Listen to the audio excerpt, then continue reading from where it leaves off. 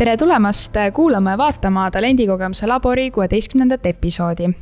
Tänases episoodis on koos minuga siin Fontesest Irja ja Ela. Tere!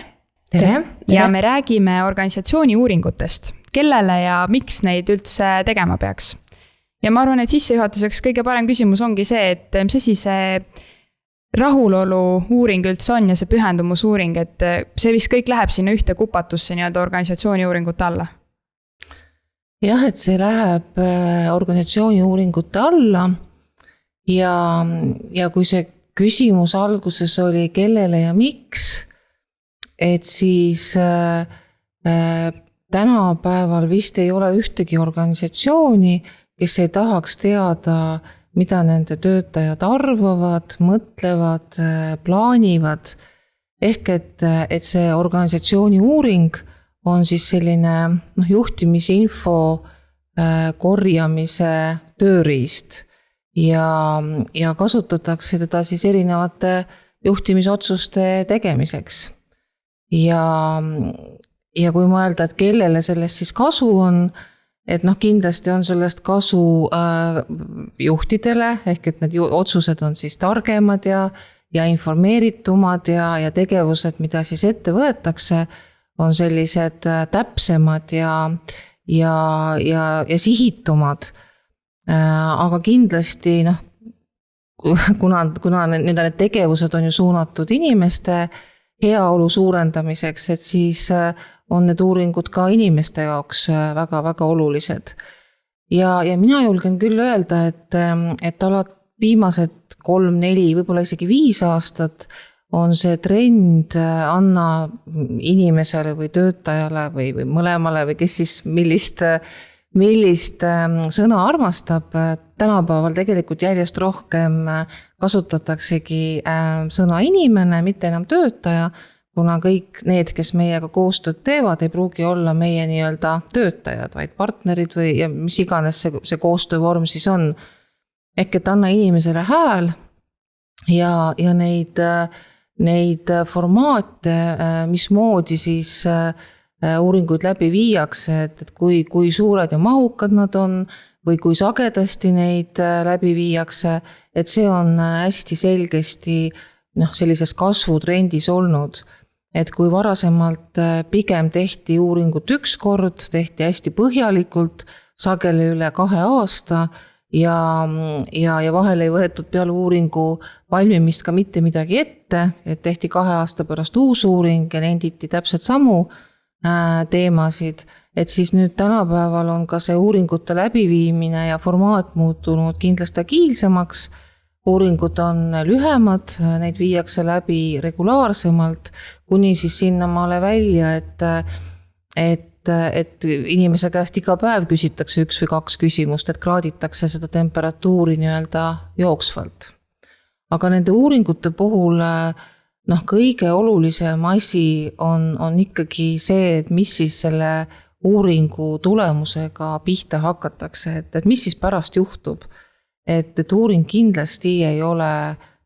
uurimise pärast, vaid uuring on selle pärast, et midagi muuta. Ja sellest me saame siin hiljem ka natuke täpsemalt rääkida, aga võib-olla siis veel kord, et ma tõin ka need 2 mõistet sisse, et see üks on rahulolu-uuring ja teine ongi siis see pühendumusuuring, et Ela, et kui need on 2 eraldi uuringut toodud, et mis nende erinevus on või kas neil on mingid erinevad eesmärgid, mida nad täitma peavad või natuke avada, defineerida lahti neid? No iseenesest olulised on mõlemad, et me soovime, et meie töötajad oleksid ühest küljest rahulolevad, teisest küljest soovime, et nad oleksid pühendunud. Aga jah, et tõepoolest, et kui me mõtleme selle seose peale rahulolev töötaja, et kas ta on tulemuslik töötaja või äkki pühendunud töötaja on rohkem tulemuslik, siis uuringud näitavad, et see pühendumus selle tulemuslikkuse kontekstis on natuke olulisem. Et me tegelikult võiksime nii-öelda kaardistada selle ära, et kui palju meie organisatsioonis on selliseid nii-öelda pühendunud töötajaid. Ja see pühendumust iseenesest on ka mitmesugust, et on nii-öelda see, mida me soovime, on see, et meil oleks võimalikult palju emotsionaalselt pühendunud inimesi. See tähendab, et nad on sellised emotsionaalselt organisatsiooni kiindunud, nad kuidagi samastavad ennast organisatsiooniga ja seetõttu ka soovivad nii-öelda rohkem panustada. Nad nii-öelda on valinud meie organisatsioonis olla, kuigi tõenäoliselt nendel on suur väärtus ka muidu tööturul, et neid tõenäoliselt tahaksid ka, ma ei tea, kas mõne väärtusliku kompetentsi tõttu või töö tegemise viisi tõttu mõned teised organisatsioonid, aga nemad on otsustanud, et nad nii-öelda jäävad meie organisatsiooni, nad tahavad seal arendada organisatsiooni, arendada ennast, teha midagi olulist ära. Et seetõttu need emotsionaalselt pühendunud inimesed on nii-öelda organisatsiooni saadikud ja me loodame, üldiselt organisatsioonid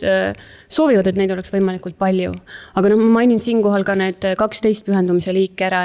et on ka olemas alalhoidlik pühendumus, et iseenesest inimene soovib organisatsiooni jääda, aga seetõttu eelkõige, et tal ei ole, või ta on teadlik nii-öelda organisatsioonist lahkumise kuludest. Et tal ei pruugi olla nii-öelda tööturul väga kuhugi minna ja see iseenesest ei pruugi tähendada, et ta on rahulolematu. Ta võib olla väga pikaajaline töötaja, väga rahul, võib-olla tal on kolleegidega head suhted, ta on juba võib-olla moodustanud perekonna, tuleb igal hommikul rõõmsalt tööle, tal on tore olla, aga tema ei pruugi olla see, kes on nii-öelda uuenduste eestvedaja, ta ei ole võib-olla see, kes tahab midagi paremaks teha. Et seetõttu nii-öelda selle pühendumise alaskaalade eristamine on ka oluline. Ja siis on ka veel selline nii-öelda normatiivne pühendumus olemas, et see tekib sellisel juhul, kui organisatsioon on mingil ajahetkel teinud töötajale võib-olla mingisuguse teene või tulnud talle vastu raskel ajal ja siis töötajal tekib selline sisemine selline nagu võlatunne, et mul ei sobi organisatsioonist lahkuda, et kuidas ma nemad nüüd maha jätan, kui nemad mind kriitilisel ajal aitasid. Et seetõttu ka selle nii-öelda pühendumise uurimine on oluline, sest selle otsene seos tulemuslikkusega on olemas, aga jah, et tasuks vaadata sügavamale, et mis liiki pühendunud inimesed meil organisatsioonis on. Aga kas võib siis öelda niimoodi, et kõik need, kes on pühendunud, nad on kindlasti ka rahul nii-öelda selle kogu keskkonnaga, et nende rahulolu uuringu tulemused on ka head ja pigem siis need, kes on rahul, ei pruugi olla alati pühendunud. Pigem nii. Aga mitte 100%, et sa võid olla ka pühendunud, sulle meeldib see töö, sul on see organisatsiooni käekäik oluline, aga sa näed väga selgesti mingeid aspekte, mis selles organisatsioonis on võimalik paremini korraldada. Aga ma tahtsin ühest organisatsiooni uuringu liigist ikkagi veel rääkida, enne kui me lõplikult siia pühendumuse ja rahulolu radadele, mis tõsi on kõige enam levinud uuringu lahendused, on siis see kultuuriuuring. Et ka see tegelikult on üks oluline nii-öelda juhtimisinfo kogumise vorm või instrument, et saada teada või saada aru, et millised me siis täna oleme tervikuna eri osakondades, eri valdkondades, mis on meile oluline ja kuidas, ja kui see pilt meile meeldib, siis meil on sellega kõik väga hästi, aga kui me näeme, et me plaanime mingit suuremat muudatust või me plaanime mingeid muid tegevusi organisatsioonis ette võtta, et siis teada saamine sellest, et mis meile võib sobida ja mis meile ei sobi, on ka väga vajalik selle muudatuse õnnestumiseks. Aga kummad siis organisatsioonil vaja on, kas rahulolevad töötajad või hoopis pühendunud töötajad? No tegelikult organisatsioonile, nii nagu Ela ka nimetas, siis rahulolul ei ole seost organisatsiooni tulemustega või vähemasti ei ole erinevad nii-öelda uuringulahendused seda seost tuvastanud. Küll aga on otsene seos sellel, kui hästi organisatsioonil ka majanduslikus mõttes läheb ja töötajate pühendumusel. Nii et ütleme siis selle rakursi alt vastates on organisatsiooni jaoks oluline ikkagi pühendunud töötaja. Aga ta võis ikka natuke rahul ka olla, et oleks teistel ka toredam temaga koos töötada, sest ega rahulolematus ju paistab kaugele välja. Aga sa tõid juba välja ka selle kultuuri nii-öelda, organisatsiooni kultuuri rahulolu uuring, et kas on veel mingeid erinevaid uuringuid, mida organisatsioonid siis teevad, et kaardistada mingeid näitajaid, veel mida te ei ole välja toonud?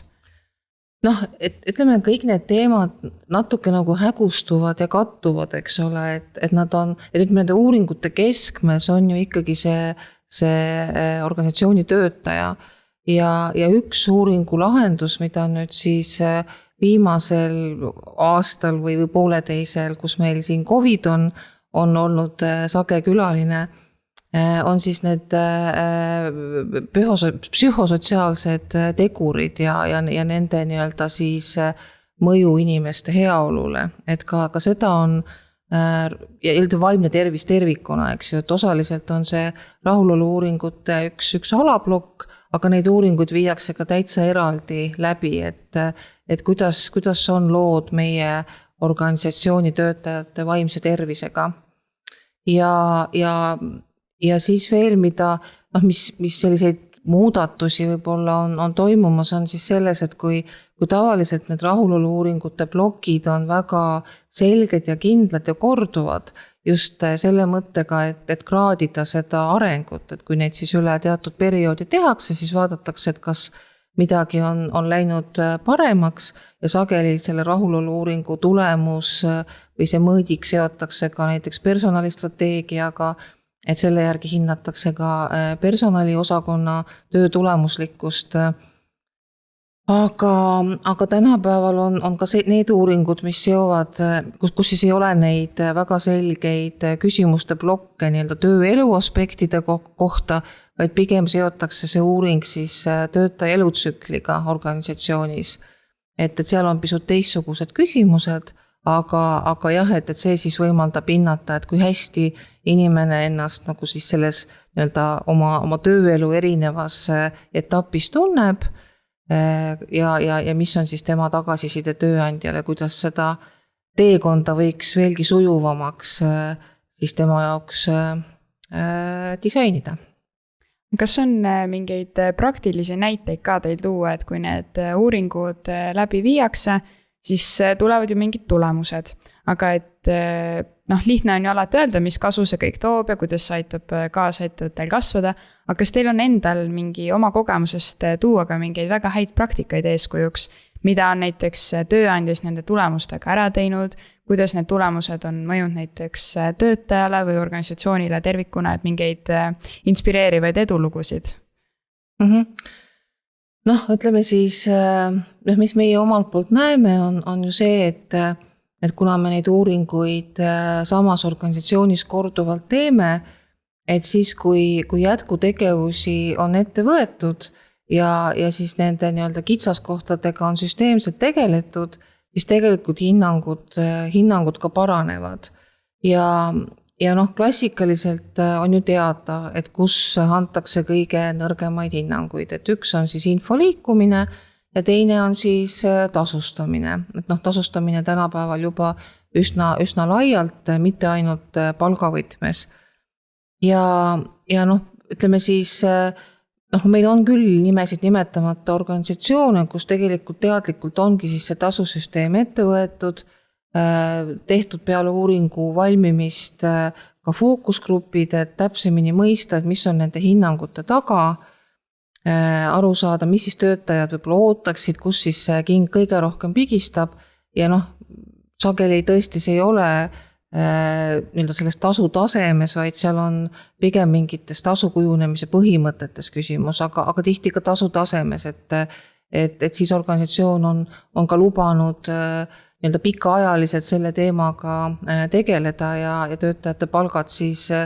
sellele tasemele viia, kus ta võib-olla ka ise tahaks, et need palgad oleksid. Ja ka muidugi info liikumise osas on siis tehtud nii-öelda siis erinevaid lahendusi, et kas siis on mingeid infokanaleid mitmekesistatud või on mingisugust regulaarsust tõstetud või on selgust loodud suuremat või on mindud siis seda intranetti nii-öelda ringi muutma, ringi arendama, et kellel siis mis probleem on olnud. Et need on selle 2 teema osas või siis kui mis on ka väga oluline selle töötaja kogemuse kujunemise juures, on ju siis see otsene juhtimine või siis organisatsiooni juhtimine tervikuna, et ka seal me oleme näinud edenemist, kui siis tõepoolest on selle juhtimiskvaliteediga teadlikult tegeletud. Ja ma omalt poolt võib-olla lisaksin selle ka, et nii teooria ütleb seda, kui praktika näitab seda, et kui me saame need rahulolu tulemused või rahulolu uuringu tulemused ja meile tundub tõesti, et päris mitmes kohas on justkui arenguvajadusi, et siin tuleks justkui suuremalt ja süsteemsemalt ette võtta, siis see võib tähendada seda, et me kuidagi mõtleme üle või nagu planeerime üle ja see projekt meil läheb või mitu projekti oleneb, mida me seal näeme, lähevad kuidagi liiga pika või kuidagi jäävad nagu venima, me planeerime neid liiga pika aja peale, võib-olla tahame kaasata ka tohutult palju inimesi. Et siin on küll soovitus praktiline, et võib-olla mitte üle mõelda, et see süsteemne lähenemine on väga õige, aga vahel piisab ka sellest, kui me esiteks võib-olla teeme ära paar lihtsamat asja, mida me näeme, et seal juba annaks parandada ilma suuremat ressurssi kaasamata. Ja teiseks, et kui me tõesti valime 2-3 fookusvaldkonda välja ja teeme midagigi nendes valdkondades, sest fakt on see, et 100% pühendunud töötajaid meil nagunii organisatsioonis olema ei hakka, aga kui me ka mõnes valdkonnas siuke 20% suudame midagi paremaks teha, siis selles kogu nii-öelda kontekstis muudab töötajate sellist nii-öelda arusaama päris palju, et see praktiline soovitus on ikkagi see, et asu ikkagi tegutsema nende tulemustega ja räägi sellest, et me teemegi seda sellepärast, et me nägime, et teie soov oli see ja see on nüüd meie nii-öelda samm, et nii-öelda teile kaasa aidata või teeme ühiselt ja kui me ka näiteks midagi ei tee, siis ka ärme vaiki seda maha, vaid ütleme, et me oleme seda teadvustanud ja me peame sellega tegelema, et ei ole kindel nüüd, kas me tegeleme sellega sel aastal, aga ka see on info töötajate jaoks, et nad on kuuldud. Et see on see praktiline soovitus ja kui ma mäletan just seda paar saadet tagasi, see Adveni personalijuht rääkis samamoodi, et nende see nii-öelda tööandja brändingu nurgakivi on siis see rahulolu uuring ja sealt nad seda sisendit korjavad ja tekkis ka arutelu, et mida nemad siis teevad nii hästi, et neil need tulemused on nii head. Siis temal oli ka nagu nõustun tema nende mõtetega, et esiteks kõik algab juhtidest, et juhid on teadvustanud, et rahulolu uuring näitab nende jaoks olulisi nii-öelda indikaatoreid ja juhid võtavad seda infot, mida nad sealt saavad nii-öelda praktilisena ja toimetavad selle baasilt. Teiseks, et see nii-öelda ongi see nii-öelda kogu meie kõigi ühine eesmärk on, et organisatsioon nii-öelda edeneks ja kasvaks, et nii-öelda töötajad saavad kaasa rääkida ja neil on ka võimalik praktiliselt ise seal mingeid ettepanekuid teha, võib-olla miks mitte ka ise seda initsiatiivi eestvedamisele võtta. Ja kolmas praktiline soovitus on, et see kommunikatsioon, millest ma juba rääkisin. No sa tõid päris mitu head soovitust välja, aga kas on veel teil jagada mingeid nõuandeid, et kuidas siis ikkagi need organisatsioonid saaksid neid tulemusi panna enda jaoks tööle, et see ikkagi on vahel probleem, et tehakse need uuringud, saadakse need tulemused ja siis ei osata nendega midagi peale hakata või siis ei hakatagi nendega lihtsalt, et jäetakse unarusse, et võib-olla veel mingeid selliseid häid nippe nõuandeid. Ma tulen selle alguse küsimuse juurde tagasi, et miks ja kellele, et miks mitte neid uuringuid teha, et üks või kaks nii-öelda põhjust kindlasti, miks mitte, et kui sa tegelikult kardad teada saada, mida su töötajad arvavad, või sa ei tahagi seda nagu nii-öelda mustvalgel kokku korjata või sa arvad, et sa tead kõike, et seda pole mõtet küsida ja teine on siis see, et sa tegelikult ei plaani nendega mitte midagi teha, et sa tead juba ette, et praktiliselt sul valmisolek midagi ette võtta puudub ja siin oli minust elada hästi olulise mõtte välja, et iga kord see lahendus ei pea olema midagi sellist, mis on suurt, kallist, põhjalikku, kõiki hõlmav, kõik need sõnad keerulist, vaid et vahel tõesti piisab mingisugusest ühest ja väikesest lahendusest, mis tegelikult annab töötajatele tagasisidet selle kohta, et neid tegelikult on kuulda võetud, et hääl on antud ja seda on ka kuuldud. Aga mida me, natuke ma kordan nüüd küll elamõtteid, et tegelikult ikkagi see väljavalimine, et kuhu me keskendume, et kui me teame, et meil mingi asjaga ei ole võib-olla tänasel hetkel võimekust tegeleda, et millega me siis tegeleme ja miks ja millist muutust me siis selle tegelemise käigus ikkagi nagu saavutada püüame. Ja sellest siis tõepoolest ka palju nii-öelda ja teadlikult seda ka kommunikeerida ja võtta neid inimesi kaasa selle lahenduse disainimisele, sellepärast et vahel eriti kui siis neid kvalitatiivseid uuringuid ehk fookusgruppe peale uuringut läbi ei viida, siis seda uuringu numbrit võidakse ka tõlgendada valesti ja minnakse võib-olla lahendama probleemi, mida tegelikult ei ole. Et saada just nimelt sellele õigele asjale jaole, sellele asjale, mis ei pruugi olla väga-väga keeruline, et selleks võib-olla oleks mõtet teha paar fookusgruppi peale seda rahulolu-uuringu tulemuste kättesaamist ja koos töötajatega kavandada siis see sekkumise valdkonnad ja ajaline plaan. Et pigem vähem, aga täpsemalt ja nii-öelda lõpuni. Ma arvan, see fookusgruppide tegemine on veel sellepärast ka oluline, et näiteks ma ise nagu statistikast, kui on vaja erinevaid mingeid andmeid koguda, on need äärmused tihti, mis löövad paigast ära, et see võib ka tekitada vahel seda, et mingi siis valdkond või see mingi grupp, mida just uuriti, lüüakse kuhugi kas väga üles või väga alla, kuigi seal võivad olla ainult üksikud inimesed ja siis see üldine rahulolu tegelikult jääb ju jälle madalaks. Et sellepärast ongi, nagu te välja tõite, et ikkagi süveneda ja töödelda läbi need andmed ja mõelda siis enda jaoks välja, et nagu miks ja mida teha. Aga kui tihti siis neid tegema peaks? Nii nagu ma ütlesin, tegelikult see sõltub formaadist, et see kõige klassikalisem on 1 kord aastas või siis üle 2 aasta. Aga selge on see, et see on jäämas liiga nii-öelda harvaks ja selle tõttu siis tehakse see üks suur uuring ja tehakse vahepeal neid pulsiuuringuid, mis on siis võib-olla vähema arvu küsimustega, aga kraadivad siis mingeid eri aspekte. Ja siis on need igapäevased, et nende igapäevaste küsimuste puhul on tõepoolest organisatsioonile kokku tulemas hästi palju olulist teavet, aga nende igapäevaste küsimiste puhul meie oleme tähele pannud, et võib toimuda ka sellist ülereageerimist. Et kui kellelgi ongi paha tuju või mingil põhjusel ta annab siis vastuse, mis erineb võib-olla sellisest tavapärasest, et siis kiputakse sellele üle reageerima. Et ka siin tegelikult see asjalik meel ja see andmete nagu põhjalikum töötlemine on vajalik, millest sa enne rääkisid. Et selle puhul võib-olla üks nipp veel, et kes iganes seda uuringut siis läbi viib, organisatsiooni ise või mõni väline teenusepakkuja, et siis kui on et siis alati tasub küsida nende tulemuste variatiivsust, mis näitabki ära, et kui palju siis erinevaid vastuseid on antud ja ka tegelikult moodi lisaks siis nendele keskmistele, mis tõepoolest 5 super vastuse ja 3 tagasihoidliku vastuse puhul annavad kokku, et pole viga. Ma praegu ise hakkasin seda mõtlema, et nii-öelda minu siis generatsiooni puhul ja natuke vanemad, nooremad räägitakse hästi palju seda töökoha vahetamist, et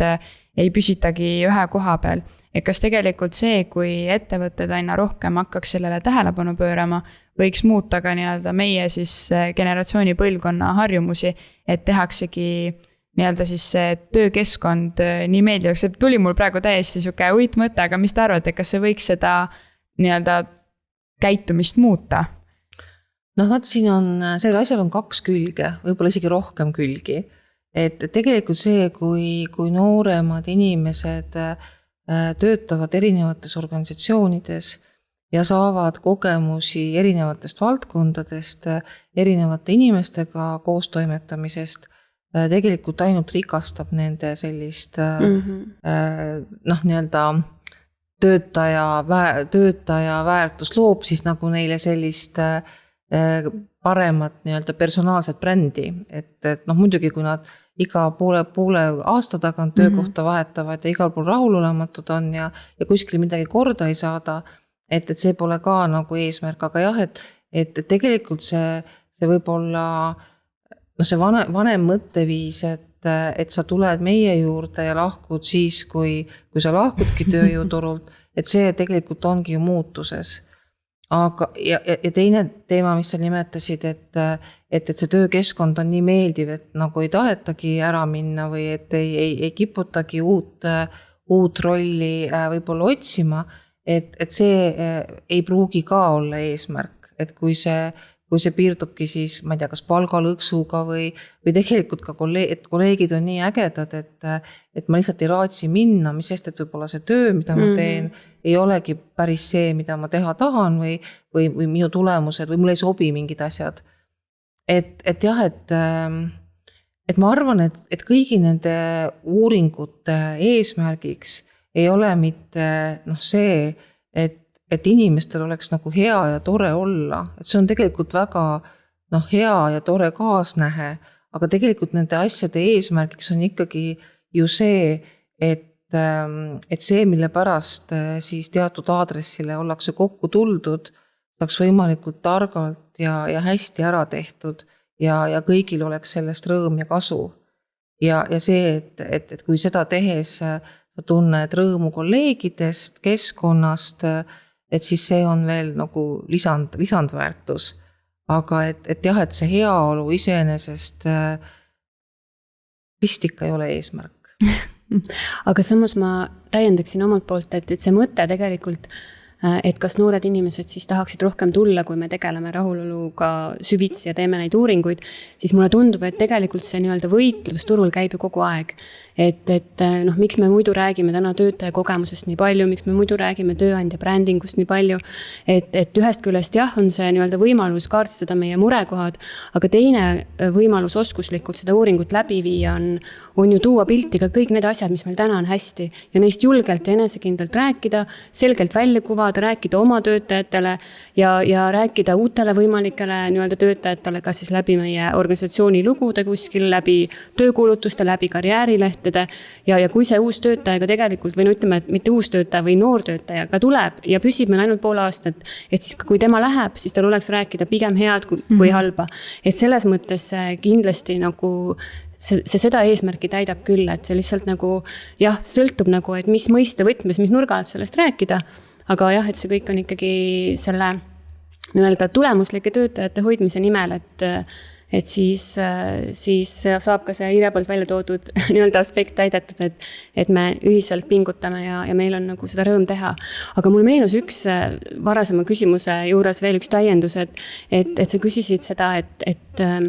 et kas on midagi praktilist, mis tõstab rahulolu märkimisväärselt, et ma vahetult enne siia tulekut korraks vaatasin ka veel siin Merceri uuringut ja seal üle mitme skaala kõrgemad seosed oli rahulolu ja pühendumise ja tulemuslikkuse vahel sellisel juhul, kui töötajad mõistavad seda nii-öelda organisatsiooni strateegilist eesmärki ja seda töö tähendust, et mis on minu roll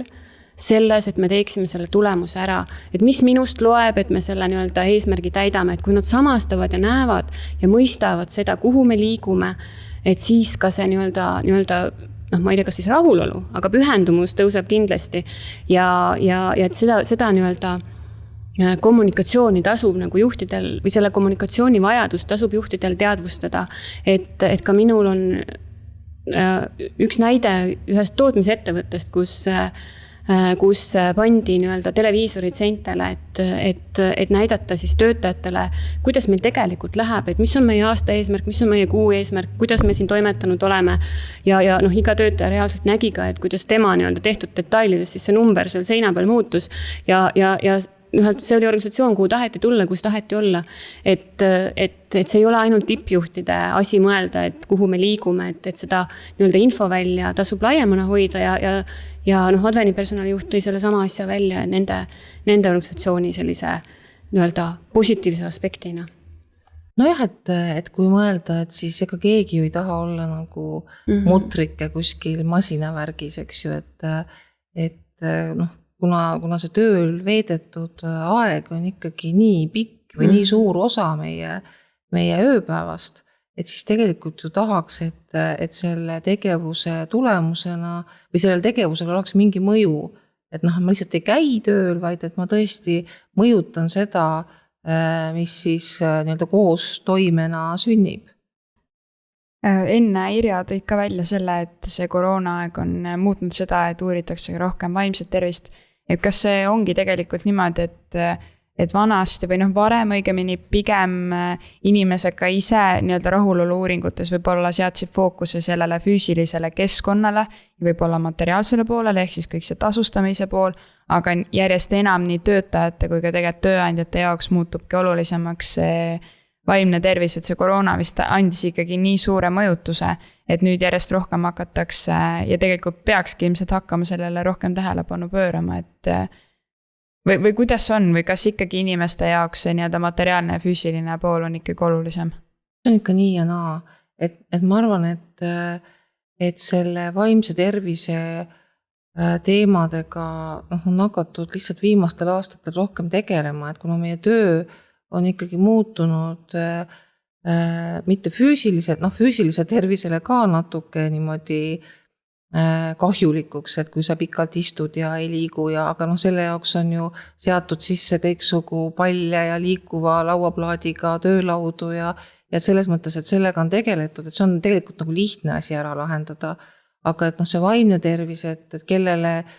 mis asi sobib, et kes tahab selgust, kes tahab väga suurt selgust, kes tahab tegeleda ühe teemaga, kellele sobib selline mitme teemaga korraga tegelemine, kes tahab kogu aeg teistega nõu pidada, kes tegelikult ei vaja sellist pidevat nii-öelda sparringupartnerit enda kõrvale, kes vajab suhtlemist, kes ei vaja suhtlemist. Et need on need asjad, mida tegelikult võib-olla varem küll teadvustati, aga millel ei olnud nagu nii suurt mõju inimese tervisele. Et tegelikult, kui sa ikkagi kogu aeg teed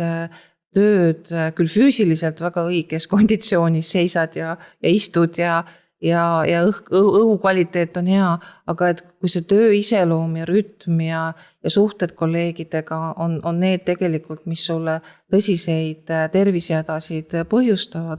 et siis sellega tuleb tegeleda ja sellega õnneks julgetakse tegeleda. Ja see vaimse tervise temaatika on ikkagi läinud hästi-hästi laiaks, et alates tõesti seal sellistest väga lihtsatest kiusamisjuhtumitest kuni siis tõesti selle töö iseloomuni, töökorralduseni, info liikumiseni, kuni siis sinu erivajadusteni, ma ei tea, naistena, meestena ja nii edasi, et see ampluaa on hästi lai ja see on sellepärast nõnda, et tegelikult need teemad on olulised, need mõjutavad meie tööd ja tänane töö on meil suurelt jaolt ju peaga töö. Vaikselt otsi kokku tõmbama hakates tulles võib-olla uuesti tagasi selle miks küsimuse juurde, et ilmselt kõige suurem motivaator ettevõtte jaoks neid rahulolu uuringuid teha on see, kui panna see rahulolu ja kasumi kasv seosesse, aga kas on veel mingeid näitajaid, mida kindlasti peaks silmas pidama? Ehk et mille järgi otsustada, et need tegevused, mida siis uuringu järgselt on ette võetud, on mõistlikud. Neid seotakse tegelikult, enne oli põgusalt juttu ka, et tegelikult neid tulemusi siis kasutatakse mõõdikuna erinevatel strateegiadokumentide puhul.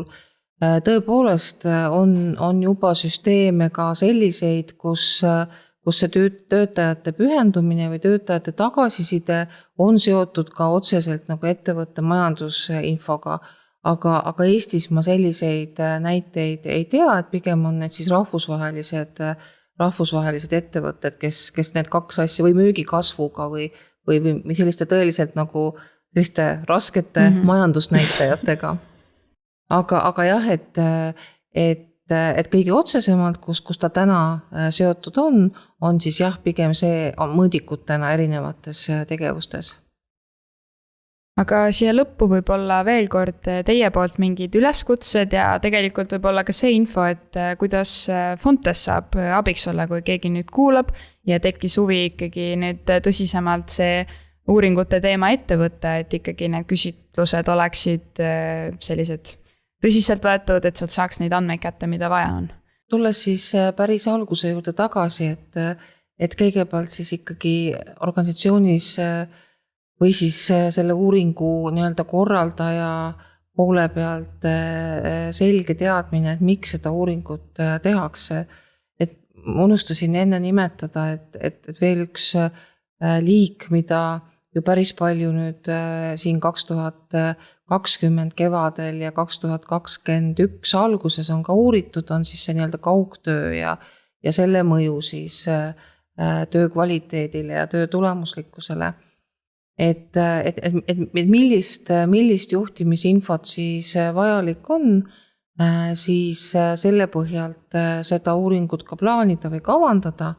Et kui organisatsioonis on tehtud rahulolu uuringuid, et siis neid kindlasti jätkata ja ikkagi selle mõttega, et sealt siis ka midagi päriselt ellu viidaks ja neid uuringu tulemusi siis üle aastatega võrreldakse. Nüüd, kui on soovi midagi täiendavalt uurida, et siis üks võimalus on veel see, millest me enne ei rääkinud, et tegelikult ka siin saab töötajate abile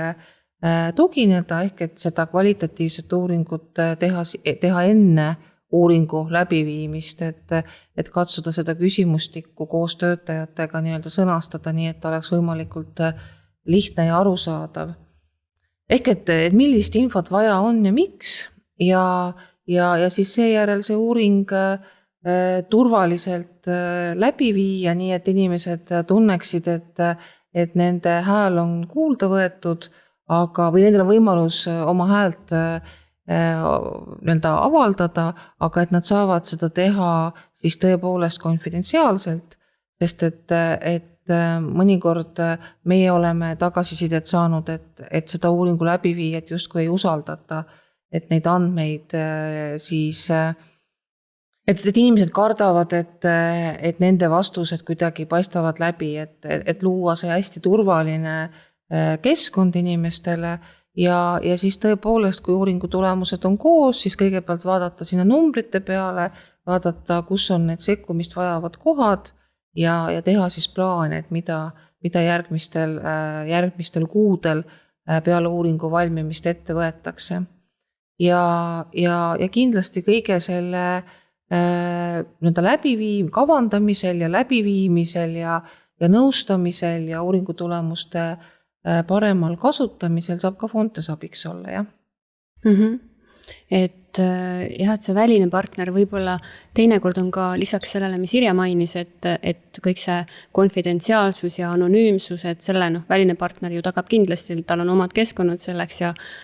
nii edasi. Aga teine pool on see, et väline partner võib-olla ka suhtub nendesse andmetesse natuke neutraalsemalt, mis ei pruugi olla halb, et kui me viime ise uuringuid läbi, me näeme, et seal on tõesti võib-olla 1-2 kriitikanoolt, me aimame, et kes need on, et võib-olla on seda kuskil ka varem läbi käinud, et me võime kuidagi nagu emotsionaalselt keskenduda mingitele teemadele, võib-olla mis ei ole suures pildis nii olulised. Et välisel partneril nii-öelda seda organisatsiooni taaka kuklas ei ole, et tema nii-öelda lähtub andmetest ja see nii-öelda tulemuse tõlgendamine on tavaliselt selline neutraalsem ja tasakaalustatum. Et see on ka see põhjus, miks tasub kaaluda välist partnerit ja seal enam väline partner aidata ei saa, et kas meie tegutseme nende tulemuste baasilt või mitte, aga et me kindlasti soovitame, et ära jätta sahtlisse, et hakka tegutsema, et see tagab seda usaldusväärsust ja on lootust, et see tagasiside kultuur, mida me selle rahulolu uuringu läbiviimisega ka ühest küljest nagu elus hoiame või soovime juurutada, et siis see ka nagu elab ja töötajad usuvad, et kui me anname tagasisidet, et siis sellel on ka mingi mõte. Jah, et tasub neid uuringuid teha ja tasub neid teha siis, kui on plaanis neid tulemusi ka ikkagi rakendada või vähemalt siis omaks võtta. Aga rohkem infot saab ilmselt teie käest Fontesest, kui kellelgi tekkis veel küsimusi. Mina tänan teid, et tulite siia ja kohtume järgmises episoodis. Aitäh!